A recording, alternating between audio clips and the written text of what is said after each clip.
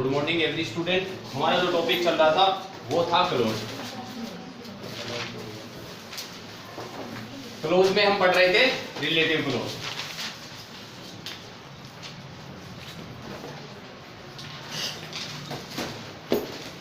हुका के बारे में हमने पढ़ा था, हुम के बारे में पढ़ा था। हमारा जो थर्ड नंबर चल रहा था वो था हुज।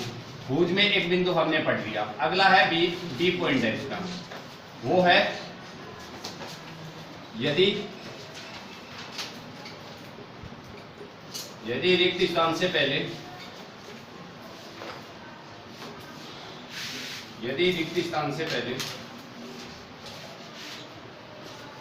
कोई पर्सन है तथा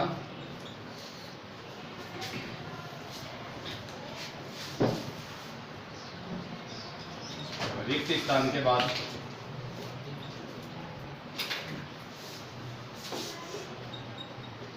कोई थिंग का मतलब होता है वस्तु प्लस पर्सन प्लस वर्ब है तो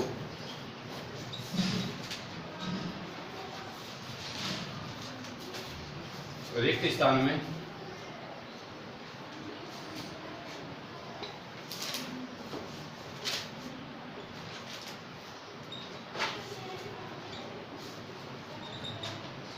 पूछ बोला जाता है। क्या दिया हुआ है?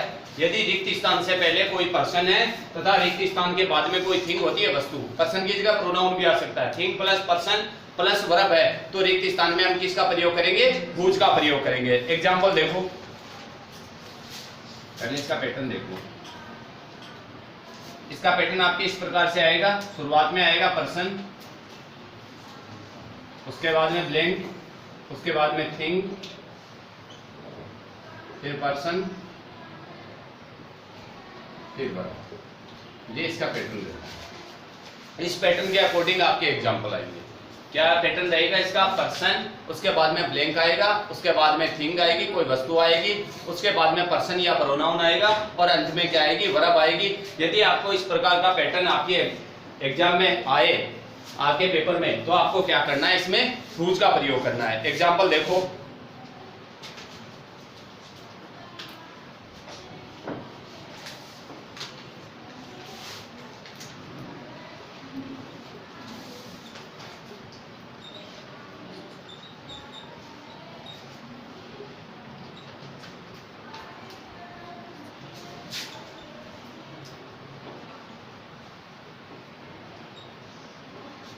ये एग्जाम्पल आया हुआ है। अब इसमें देखना, देखो यदि हम पैटर्न के अकॉर्डिंग चलेंगे, शुरुआत में क्या आया हुआ है? एक पर्सन है, उसके बाद में रिक्त स्थान के बाद में क्या है? कोई थिंग है, कोई वस्तु है, जिसको नॉन लिविंग थिंग्स जितनी भी होगी वो थिंग में आएगी। और उसके बाद में पर्सन या प्रोनाउन एक आया, उसके बाद में क्या आएगी? होरो, एक वर्ब होती है।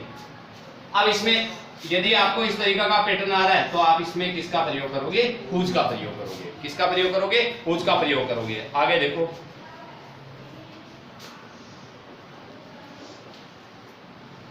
Seema is my sister.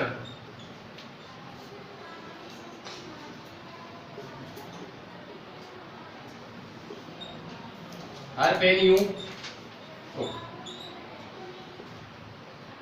Her pen you took. अब देखना, सीमा नाउन शुरुआत में आई भी है तो सीमा, उसके बाद में हुज का प्रयोग। यदि जहां पे हुज का प्रयोग करेंगे तो हम किसको हटाएंगे? हुज का प्रयोग करेंगे, वहां पे किसको हटाएंगे? पजेसिव प्रोनाउन को हटाएंगे।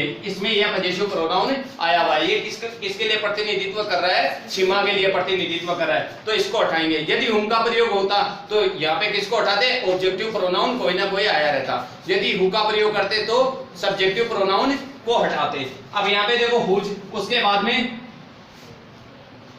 Pen, you, took, is my sister. इस प्रकार से बनेगा।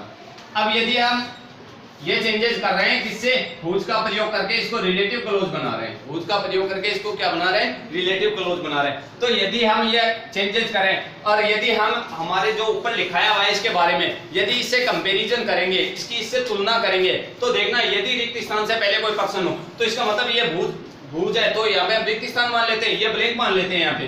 भाई ये रिक्त स्थान आया हुआ है। अब इसमें क्या करेंगे, देखो रिक्त स्थान से पहले कोई पर्सन है, तो यहाँ पे देखो पर्सन सीमा आई हुई है, ठीक है। उसके बाद में रिक्त स्थान है, उसके बाद में देखो थिंग क्या है, एक पेन आया हुआ है। उसके बाद में कोई पर्सन या प्रोनाउन, यूं एक प्रोनाउन आया हुआ है। उसके बाद में टेक एक वर्ब होती है, जिसकी सेकंड फॉर्म क्या होती है, टुक होती है, वो एक वर्ब आई हुई है। तो इसका मतलब हम क्या कर रहे हैं, पैटर्न के अकॉर्डिंग ये हमारा सही है, इस प्रकार से बनेगा यदि हम हुज का प्रयोग कर रहे हैं। तो आगे एग्जांपल देखो,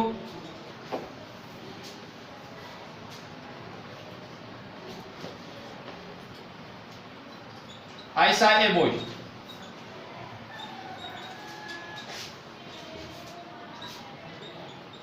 His bag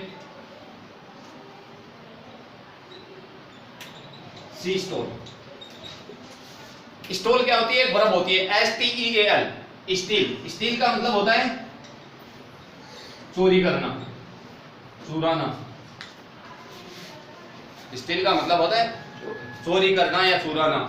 अब स्टोल वर्ब की सेकंड फॉर्म है, थर्ड फॉर्म होती है स्टोलन। अब देखो यदि हम इसको देखेंगे तो ये क्या इससे थोड़ा डिफरेंट है, क्योंकि नाउन कहां पे आई हुई है, प्रथम जो सेंटेंस है उसके अंत में आई हुई है। तो ये किस प्रकार से बनेगा, आई सा ए बॉय, आई सा ए बॉय। उसके बाद में किसका प्रयोग आ जाएगा, हुज का प्रयोग आ जाएगा। यदि हमने हुज का प्रयोग कर दिया तो कौन सा प्रोनाउन हट जाएगा, पॉजिटिव प्रोनाउन आया हुआ है वो हट जाएगा,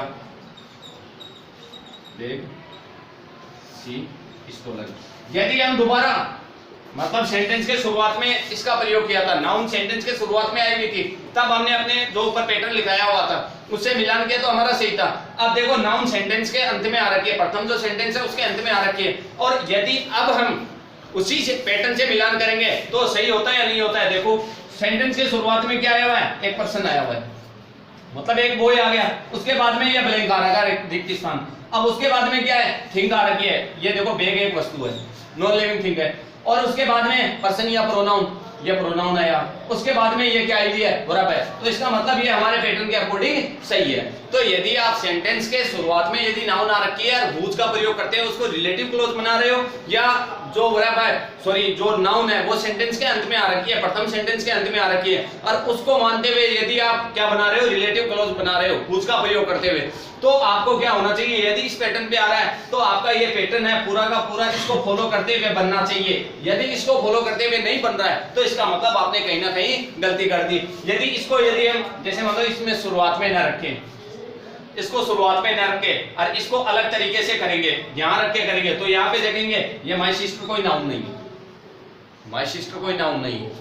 तो इसका मतलब शुरुआत में हम, क्योंकि ये सदाई प्रयोग किए जाएंगे, हु, होम, हुज, जैसे बीच है, जिसका भी प्रयोग किया जाएगा वो पर्टिकुलर एक ऐसी नाउन आएगी जिसके लिए दूसरे सेंटेंस में कोई ना कोई प्रोनाउन है, तो उस जो नाउन है उसके तुरंत बाद में ही उस रिलेटिव प्रोनाउन का प्रयोग करते हुए हम क्या बनाएंगे, रिलेटिव क्लोज बनाएंगे। और यदि उससे भी बाय मिस्टेक गलती से कहीं पे लग गया, जैसे मतलब मैंने आपको कल भी दो एग्जांपल अलग बताए थे कि जिसमें क्या डबल नाउन आई भी है, दो नाउन, एक शुरुआत में थी एक सेंटेंस के अंत में, तो उस टाइम में भी हमें यह होना चाहिए कि हम कौन सी नाउन से बना रहे हैं और कौन सी नाउन का प्रतिनिधित्व करने के लिए अगले सेंटेंस में प्रोनाउन आया हुआ है। जरूरी नहीं है यहाँ पे सीमा और यहाँ पे जैसे मतलब किसी का नाम आ जाता, तो अब इसका प्रतिनिधित्व यहाँ पे हर किसका प्रतिनिधित्व कर रहा है, जरूरी नहीं इस नाम का कर रहा है, यहाँ पे इसका कर रहा है, तो इसको नाउन मानते हुए हमें क्या बनाना है, रिलेटिव क्लोज बनाना है। यदि आपने इसको मान के बना दिया तो इसका मतलब आपका सेंटेंस क्या हो जाएगा, गलत हो जाएगा। यह बात आपको ध्यान में रखनी है।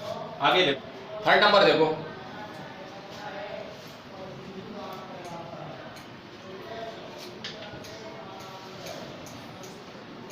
यदि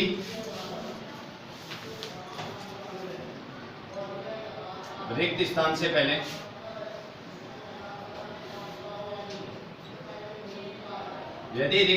पहले कोई पर्सन है तथा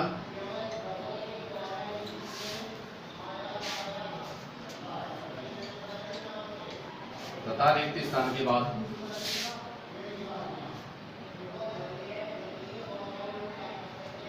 पर्सन प्लस वर्ब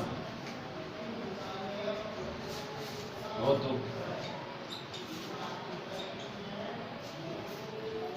रिक्त स्थान में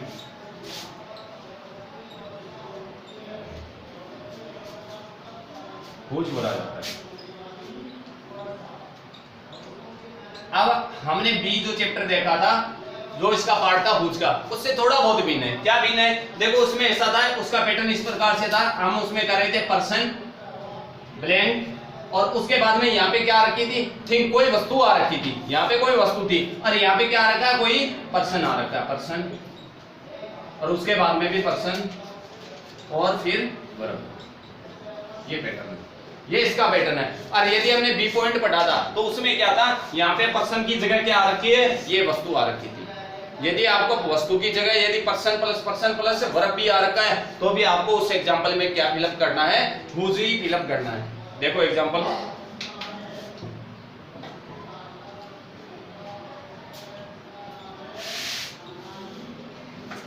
the man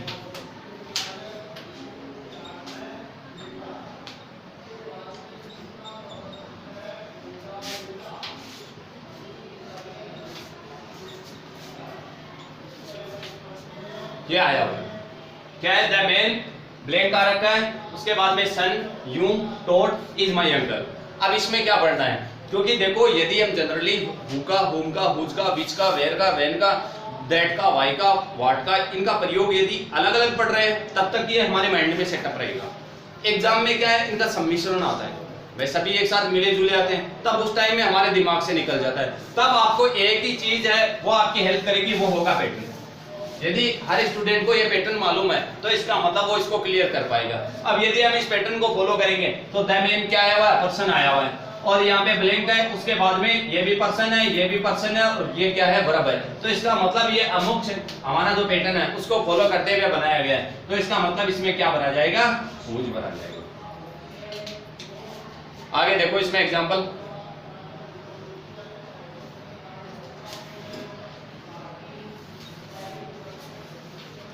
Ravi is my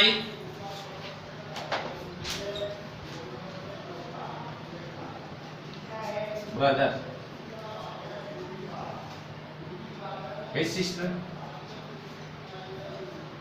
You. They attend. Ravi is my brother. His sister. You gave a pen. यदि हम इसको बनाएंगे तो किस प्रकार से बनेगा, नाउन सेंटेंस के शुरुआत में है तो रवि, होज, पजेसिव प्रोनाउन क्या आया हुआ है, हिज आया हुआ है, वो हट जाएगा। उसके बाद में sister, you gave a pen, is my brother. इस प्रकार से क्या हुज का प्रयोग कहां पे किया जाता है, ये बात ध्यान में रखना कि जैसे मतलब कई स्टूडेंट क्या है इससे भी एक्स्ट्रा ऑर्डिनरी माइंड लगाएंगे वो एग्जाम में, वो बताऊं मैं आपको किस प्रकार से लगाएंगे, ठीक है। वो उनको पैटर्न भी मालूम रहेगा, वो ये लगाएंगे, देखो ये इस प्रकार से बनाएंगे, रवि इज माई ब्रदर, यहाँ पे हिज को हटा देंगे, whose sister, you gave a pen, वो ये बनेंगे। अब इसका मतलब वो क्या बोलेंगे, जैसे मतलब मैं उनको ये एग्जांपल करने के लिए दूं तो इसका मतलब वो इस प्रकार से बना के लाएंगे, फिर बोलेंगे सर आप पैटर्न चेक कर लो, आपने जो पैटर्न लिखाया हुआ उसको फॉलो करते हुए हम क्या कर रहे हैं, इसको बना रहे हैं। तो इसका मतलब पहले पर्सन, इसको पर्सन मान लिया, उसके बाद में ब्लैंक आ रखा है, इसको ब्लैंक मान लिया, उसके बाद में पर्सन है, सर सिस्टर पर्सन आई भी सर, उसके बाद में पर्सन है, प्रोनाउन आया हुआ है, देखो ये तो, उसके बाद में वर्ब है, ये वर्ब आई भी। इस प्रकार से हमारा एग्जांपल भी क्या है, सही है, लेकिन नहीं हो सकता, क्यों, क्योंकि क्या आया हुआ है यहाँ पे राउंड अबाउट, यदि हम क्या बना रहे हैं, रिलेटिव क्लोज बना रहे हैं हुज से, तो इसका मतलब कोई ना कोई ऐसा पर्सन आया हुआ रहेगा, कोई ना कोई ऐसा व्यक्ति आया हुआ रहेगा जिसका प्रतिनिधित्व कर रहा है, उसके तुरंत बाद में ही हमें किसका प्रयोग करना है, हुज का प्रयोग करना है। क्योंकि एक बात आपने नोट की होगी हर स्टूडेंट ने, क्योंकि हम इतने दिन पढ़ते आ रहे हैं कि हु, हुम, हुज, ये किसका प्रतिनिधित्व करते हैं, किसी व्यक्ति का प्रतिनिधित्व करते हैं। यदि इसमें तो इनका अर्थ कौन नहीं होता, हु का अर्थ कौन नहीं होता है, लेकिन यदि आपके बुक में हु से कोई क्वेश्चन, जैसे मतलब मैं आपको एक एग्जांपल लिखूं,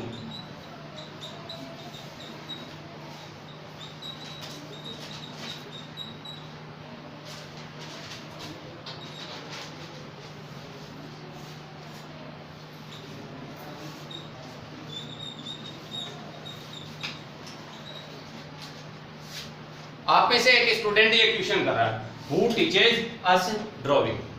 हिंदी में बता दूं आपको इसकी, हमें ड्राइंग कौन पढ़ाता है, हमें ड्राइंग कौन पढ़ाता है। इसका मतलब ये क्या आया हुआ है, हु क्वेश्चन राइजेज कर रहा है। आप जवाब किस प्रकार से दोगे, यहाँ पे किसी ना किसी पर्टिकुलर पर्सन का नाम आएगा, पर्टिकुलर जो भी XYZ जो आपको पढ़ाता है उसका नाम यहाँ पे आएगा।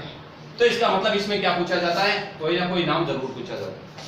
ठीक है, हम यहाँ पे क्या किया, इसको अलग तरीके से कर दिया। यदि आपने इसको यदि नियम को फॉलो करते हुए नहीं बनाए तो इसका मतलब ये आपका गलत माना जाएगा। और आप क्या करोगे, ये भी नियम है, इसी नियम को यहाँ पे इस सेंटेंस में पूरा का पूरा फॉलो करवा दिया कि पर्सन भी है शुरुआत में, बाद में ब्लैंक आ रखा है, बाद में भी पर्सन है, उसके बाद में पर्सन या प्रोनाउन है, उसके बाद में वर्ब आ रखी है। सेंटेंस को पूरा फॉलो करते हुए बनाया। लेकिन क्या हुआ है कि यदि हम किसी भी सेंटेंस को हुज का प्रयोग करते हुए रिलेटिव हु का, हुम का, हुज का प्रयोग करते हुए रिलेटिव क्लोज बना रहे हैं, तो जो सेंटेंस के में जो नाउन आ रही है उस नाउन का प्रतिनिधित्व करने के लिए सेकंड सेंटेंस में प्रोनाउन भी आया रहेगा। तो उसी नाउन के तुरंत बाद में हु, हुम, हुज का प्रयोग किया जाता है। उसके पहले या उसके बाद में किसी वर्ड के बाद में या कोई ऐसी नाउन आई हुई है जिसके बाद में प्रयोग कर देते हैं, तो इसका मतलब वो सेंटेंस हमारा क्या माना जाएगा, गलत माना जाएगा। तो आपको क्या करना है, इस तरीके से इसको बनाना है। आगे देखो,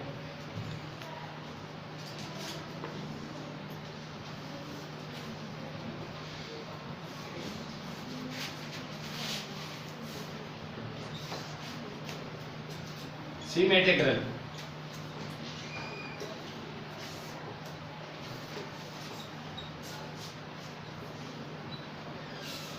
हर मतलब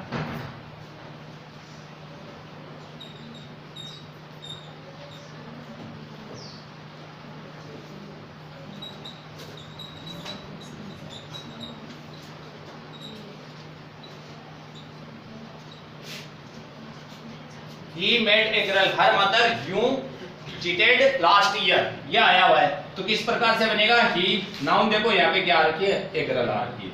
He met a girl whose mother you cheated last year, इस प्रकार से बोलते हैं। अब यहाँ पे बीच में क्यों लगा, क्योंकि ऊपर हमने जो एक सेंटेंस लिखा था उसके बीच में लगा है तो गलत हुआ, क्योंकि इस सेंटेंस में क्या आ रखी है, जो नाउन आ रखी है, जिस नाउन का प्रतिनिधित्व करने के लिए सेकंड सेंटेंस में जो प्रोनाउन आया वो नाउन कहाँ पे आ रखी है, जो हमारा फर्स्ट सेंटेंस है उसके अंत में आ रखी है। इसलिए उसके तुरंत बाद में हम किसका प्रयोग करेंगे, हुज का प्रयोग करेंगे। जो नाउन आ रखी है उसके तुरंत बाद में हु, हुम और हुज का प्रयोग किया जाता है। आगे देखो, अब अगला हमारा बिंदु है डी।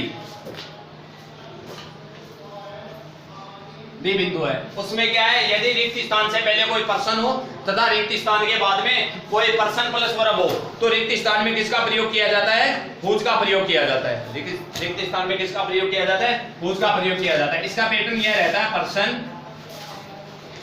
उसके बाद में ब्लैंक, उसके बाद में पर्सन और उसके बाद में वर्ब, ये पैटर्न रहता है। यदि हम इसके अकॉर्डिंग चलेंगे तो इसका मतलब ये हमारा सही हो जाएगा। इसमें क्या है, कई जगह ऐसा होता है 3-4 बिंदु पढ़े तो उसमें शुरुआत में पर्सन आता है, उसके बाद में ब्लैंक, उसके बाद में thing plus person plus verb आती है, कहीं पे डबल पर्सन प्लस वर्ब आती है, कहीं पे पर्सन प्लस वर्ब आती है। तो उस टाइम में आपको ये कंफ्यूजन की स्थिति पैदा न करते, जिसकी वजह से क्या हो जाए, गलती हो जाए। अब ये एक कॉमन रहता है, इसमें यह थोड़ी बहुत कंफ्यूजन की स्थिति होती है, वो मैं आपको समझाऊंगा।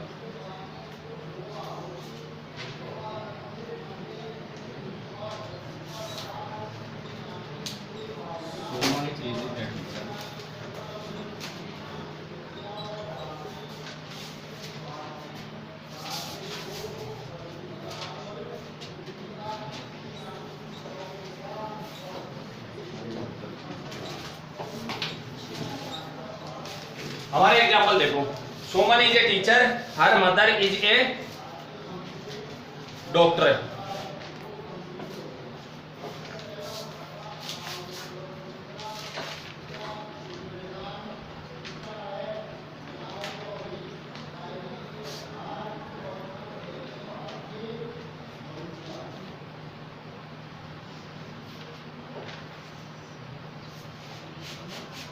अब इसको यदि हम चेंजेस करेंगे वो किस प्रकार से चेंजेस होगा।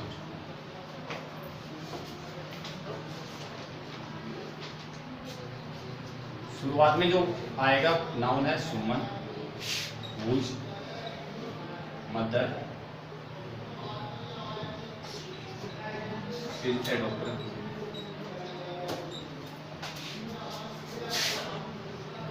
टीचर।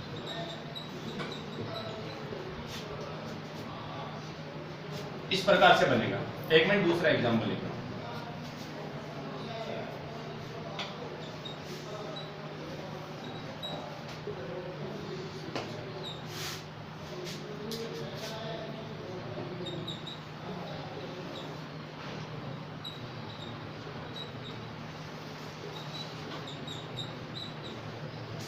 मैंने एक आपको प्रयोग पढ़ाया था होम का प्रयोग। मैंने आपको एक प्रयोग पढ़ाया था होम का प्रयोग। उसमें भी मैंने आपको सेम ये की ये बात लिखाई थी।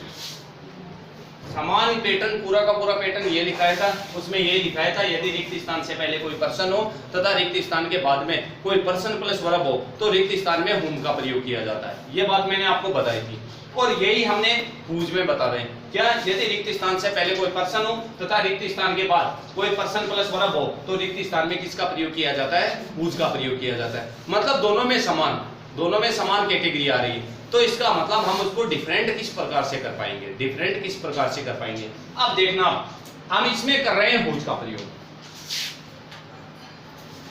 इसमें कर रहे हैं हुज का प्रयोग और इसमें कर रहे हैं होम का प्रयोग। दोनों समान तरीके से आते हैं। अब करना किस प्रकार से? अब इस टाइम में ओनली फॉर आपके अंडरस्टैंडिंग है, वो ही काम में देगी कि आप इसको किस प्रकार से समझ पाए या नहीं समझ पाए। अब देखो, मैंने आपको शुरुआत में बताया 3 वर्ड यहाँ पे लिखे थे। मैंने ये बात बताई कि हु, होम, हुज। क्या करेगा? सब्जेक्टिव को उठाएगा, ऑब्जेक्टिव को उठाएगा या पजेसिव को उठाएगा। ये बात बताई थी मैंने आपको। अब इसमें हुज का प्रयोग करेंगे तो इसका मतलब इसमें ऐसा सेंटेंस आएगा जिसमें हुज का प्रयोग करेंगे, उसमें ऑलरेडी पजेसिव प्रोनाउन तो दिया हुआ आएगा। ऑब्जेक्टिव की कोई जरूरत नहीं है, हमारे पास क्या दिया हुआ आएगा? पजेसिव प्रोनाउन तो दिया हुआ आएगा, तभी हम उसको कर पाएंगे, अन्यथा तो कर ही नहीं पाएंगे। तो इसका मतलब इसमें पजेसिव प्रोनाउन दिया हुआ आएगा। इसमें बाध्यता नहीं रहती है कहीं पे भी हमें ऑब्जेक्टिव प्रोनाउन दिया हुआ है, सब्जेक्टिव दिया हुआ है, यह बाध्यता नहीं रहती है। इसमें कहीं पे यह बाध्यता नहीं रहती है कि हमें सब्जेक्टिव और ऑब्जेक्टिव प्रोनाउन दिया हुआ आ रहा हो। ऑन द अदर एंड यदि हम हुम का प्रयोग कर रहे हैं तो उसमें क्या होती है? यही बाध्यता उसमें लागू होती है कि इसमें क्या दिया हुआ आएगा? ऑब्जेक्टिव तो प्रोनाउन दिया हुआ आएगा। यदि ऑब्जेक्टिव प्रोनाउन नहीं दिया हुआ आएगा तो हम हटाएंगे किस चीज को? तो ये दो अलग अलग डिफरेंट है इसमें। अब यदि देखो इसमें मिलाएंगे, दोनों में समान जाएगा। ये पैटर्न ये भी उसी को फॉलो करेगा और ये है ये भी उसी को फॉलो करेगा। अब देखो ये पैटर्न तो हम इसको फॉलो करते हुए बनाया था। देखो यहाँ पे सुमन पर्सन आ रखा है, हुज है, क्या आ रखा है? ब्लैंक आ रखा है। उसके बाद में मदर है, पर्सन है। उसके बाद में इज क्या आ रखी है? वर्ब आ रखी है। तो इसका मतलब इस पैटर्न को फॉलो करते हुए बना रहे हैं। अब ये देखना, अब इसमें आई सा ए बॉय, क्योंकि इसमें नाउन क्या है? नाउन क्या है? A boy. नाउन क्या है? ए बॉय है। अब इसके तुरंत बाद में हम किसका प्रयोग करेंगे? क्योंकि अगले ने हमें यहाँ पे क्या दिया है? हुम का प्रयोग करना है, तो हुम का प्रयोग कर रहे हैं। अब जो ही हुम का प्रयोग करेंगे, हम सब्जेक्टिव तो उड़ा नहीं सकते, किसको हटाएंगे? ऑब्जेक्टिव को हटाएंगे। तो यहाँ पे ये यथावत रहेगा, यूं, ये, इनको हटा देंगे। अब यदि हम अपने पैटर्न पे जाएंगे, इसी पैटर्न पे जा रहे हैं, मैंने हुम में भी ये पैटर्न लिखाया था आपको। अब इसमें जा रहे हैं, इसको हम ब्लैंक मान लेते हैं, रिक्त स्थान मान लेते हैं। इससे पहले क्या आया हुआ है? देखो ये पर्सन आया हुआ है, ये है वही पर्सन है। उसके तुरंत बाद में रिक्त स्थान और ये पर्सन या प्रोनाउन आया हुआ है और ये देखो वर्ब आई हुई है। तो मतलब ये है, दोनों हैं ये नियम, ये एक ही नियम को फॉलो करते हुए बन रहे हैं। लेकिन इसमें क्या होता है? एक में तो ऑब्जेक्टिव प्रोनाउन दिया हुआ आएगा, एक में आपको पजेसिव प्रोनाउन दिया हुआ आएगा। और यदि आपने बाय मिस्टेक किसी स्टूडेंट ने ये गलती कर दी कि मतलब ये कंटिन्यूटी पढ़ा रहे हैं तब तो सही है, यदि कंटिन्यूटी नहीं पढ़ा रहे हैं, यहाँ पे ही आ गया। उस टाइम में भी मैंने आपको ये एग्जाम्पल बताया था कि यहाँ पे ही आ गया, तो इसका मतलब हर स्टूडेंट मानेगा कि ए बॉय है, ए बॉय के लिए ही प्रोनाउन आता है, निश्चित रूप से आता है। लेकिन हमें अगले ने क्या दिया? यहाँ पे हुम का प्रयोग दिया, हुम का प्रयोग। अरे हुम का जहाँ पे भी प्रयोग आएगा तो हम क्या करेंगे? ऑब्जेक्टिव प्रोनाउन को हटाएंगे। और यहाँ पे ही क्या आया हुआ है? सब्जेक्टिव प्रोनाउन आया हुआ है। तो इसका मतलब ये निश्चित रूप से नहीं हटना। तो स्टूडेंट क्या करेंगे? यहाँ पे आई सा ए बॉय हुम उसके बाद में ही को हटा देंगे, गेव हिम ए पेन, ये कर देंगे, ये सेंटेंस गलत हो जाएगा। यदि यहाँ पे हु का प्रयोग आया हुआ है रहे, हु का प्रयोग, तो इसका मतलब ये ही हटेगा। हु का प्रयोग आया हुआ तो ही हटेगा, रूम का आया तो ऑब्जेक्टिव हिम हटेगा। यदि यहाँ पे हुज का प्रयोग आता तो ऐसा ही एग्जांपल आता जिसमें हिज का प्रयोग आया हुआ रहता, तो हमें क्या करना है, हिज को हटाना, न कि इन दो को हटाना। यह बात आपको ध्यान में रखनी है। आगे देखो,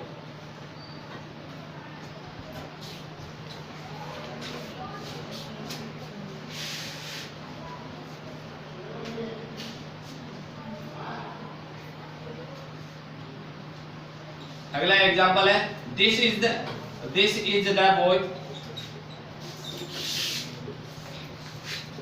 his father is a soldier.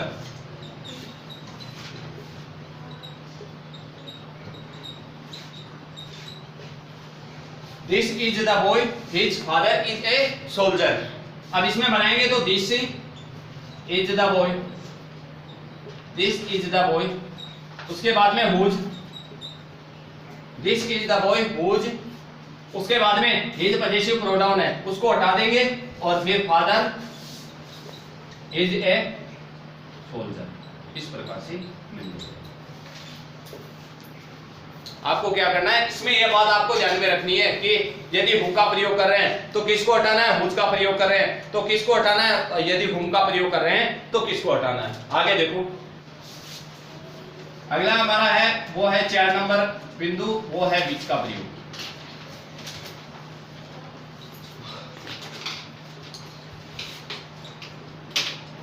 इसमें देखो,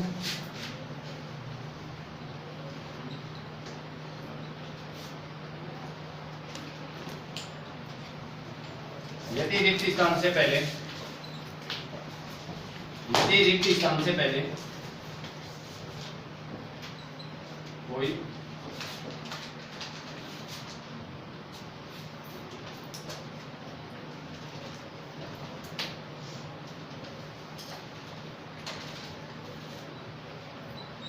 non living things, animals, plants को तथा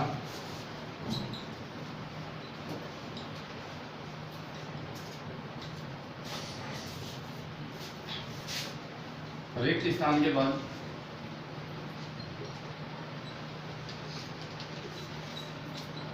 नाउन या वर्ब,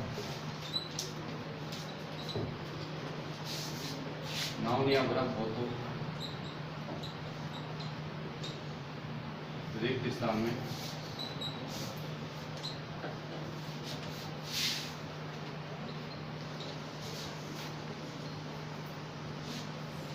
विच भरा जाता है। दोबारा देखो इसको,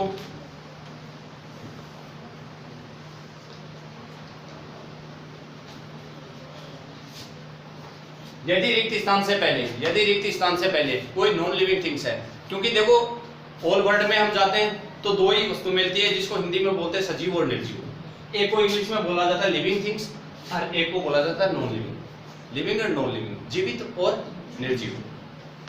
एक होता है एनिमल, जानवर के लिए, एक होता है प्लांट, प्लांट होता है पेड़ पौधे। अब क्या है इनके लिए, जैसे मतलब यदि हम प्रोनाउन की कैटेगरी में जाएंगे तो प्रोनाउन में भी मैंने आपको 3rd पर्सन प्रोनाउन बताए थे, उसमें आता है ही, सी, इट और दे। ही, सी, इट और दे। ही का प्रयोग होता है मस्कुलाइन के लिए, पुल्लिंग के लिए, सी का प्रयोग होता है फेमिनाइन के लिए, स्त्रीलिंग के लिए, और इट का प्रयोग होता है नॉन लिविंग थिंग्स, निर्जीव वस्तुओं के लिए, जानवरों के लिए, पेड़ पौधों के लिए, और वो इसमें आया हुआ है। अब क्या होता है, इसकी कैटेगरी डिवाइडेड होती है। कैटेगरी जैसे यदि हम पर्सन पे आते हैं किसी व्यक्ति पे, तो उसमें जैसे सब्जेक्टिव के लिए अलग हु का प्रयोग आ रहा है, ऑब्जेक्टिव के लिए हुम का प्रयोग आ रहा है, पजेसिव के लिए विच का प्रयोग आ रहा है, सॉरी हुज का प्रयोग आ रहा है, तो तीनों की अलग अलग कैटेगरी रहती है। लेकिन नॉन लिविंग थिंग्स और एनिमल और प्लांट्स के लिए सदाई एक का प्रयोग आता है, चाहे वो किसमें आए, चाहे तो वो सब्जेक्टिव में आ रहा है, चाहे ऑब्जेक्टिव में आ रहा है, चाहे पजेसिव में आ रहा है, सभी के लिए किसका प्रयोग किया जाता है, विच का प्रयोग किया जाता है। यदि हम इनकी जगह यदि हुम का हुज का इनका प्रयोग करें तो वो गलत हो जाएगा, और यदि हुम और हुज और हु की जगह यदि हम विच का प्रयोग कर रहे हैं तो भी हमारा एग्जाम्पल क्या माना जाएगा, गलत माना जाएगा। देखो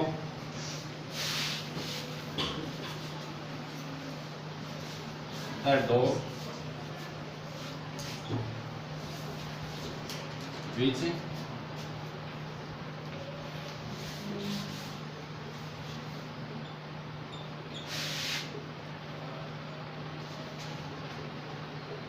ये आया द डॉग विच, अब देखो इतना ही देखना है ये भी।